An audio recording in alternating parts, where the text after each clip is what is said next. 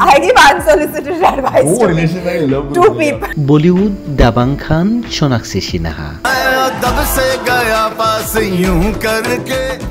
তার প্রেমিক জাহির ইকবাল, দুজন বলিউড ভাইজান সালমান খানের হাত ধরে শুরু করেছিলেন নিজেদের ক্যারিয়ার।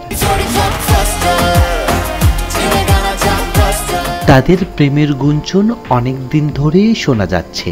এবার বিয়ের খবরের পালা। And it's so much fun watching her be that. I'm also enjoying it because it's so new for me.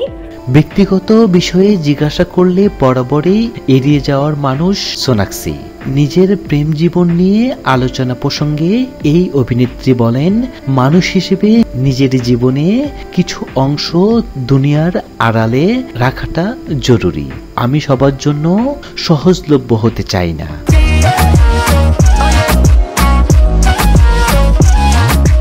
সব গুঞ্জন উড়িয়ে চলতি মাসে বিয়ের পিঁড়িতে বসতে চলছেন জনপ্রিয় এই নায়িকা।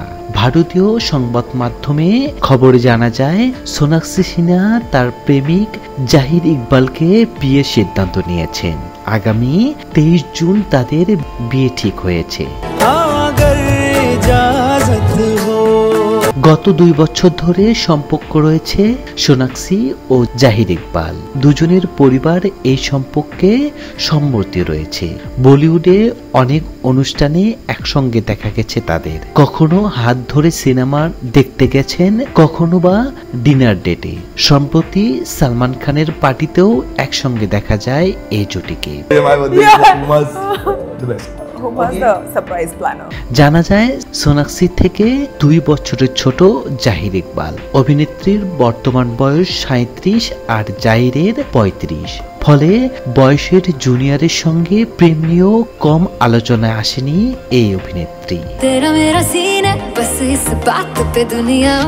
এছাড়াও তাদের ধর্মের রয়েছে পার্থক্য।